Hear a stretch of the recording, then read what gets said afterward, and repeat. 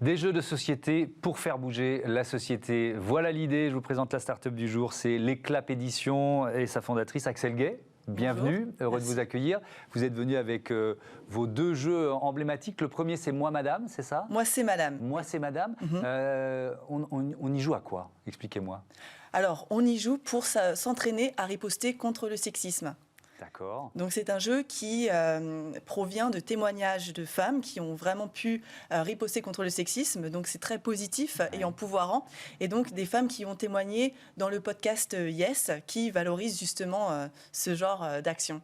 Vous l'avez lancé quand? C'est quoi l'histoire de l'Éclap Édition? Alors l'Éclap Édition, donc c'est une idée qui a émergé depuis quelques années. Donc au départ, moi je créais des jeux justement pour rendre accessible l'information au plus grand nombre, justement pour que chacun puisse avoir des clés pour mieux comprendre l'information et devenir ensuite acteur dans la société. Mais pour tous mes jeux, je m'associe avec des experts et des experts du sujet. Donc pour Moi c'est Madame, j'ai travaillé avec Elsa Misquet, qui est une des cofondatrices du podcast et donc engagée militante féministe. Et pour le deuxième jeu Carbonique, je me suis associée à des ingénieurs spécialistes de la question du climat. Donc voilà, moi mon rôle, c'est vraiment de traduire en jeu des thématiques qui parfois peuvent être un petit peu difficiles d'accès ou qui peuvent paraître... un peu rébarbatives. ou alors moralisateurs ou lourdes. Mais moi, mon but, c'est vraiment de le rendre accessible, de permettre à chacun de prendre position, de se forger sa propre opinion et d'éveiller un petit peu les consciences citoyennes pour pouvoir se faire sa propre idée.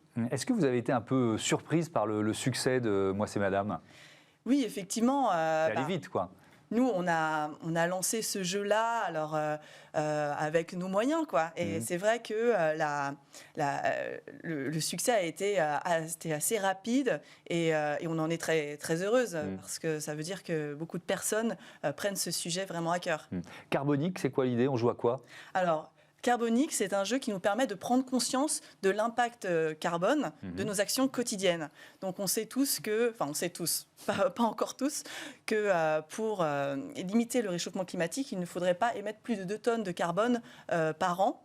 Sauf qu'aujourd'hui, on en est plutôt à 11 tonnes par Français par an. Et donc ce jeu permet, tout en jouant, parce que toutes les mécaniques sont dynamiques et collectives et sympas, mais de réussir à diminuer son impact, voilà, dans une expérience chouette. Pourquoi le jeu, c'est si efficace? Parce que c'est vrai que c'est un levier d'efficacité, le jeu. On voit qu'il y a une gamification même du monde de l'entreprise, etc. Pourquoi c'est si efficace?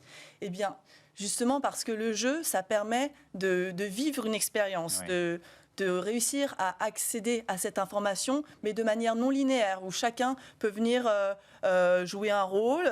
Donc c'est une expérience fictive aussi. On peut aussi se mettre à la place de quelqu'un d'autre, prendre un petit peu de hauteur sur cette information pour venir se faire sa propre opinion.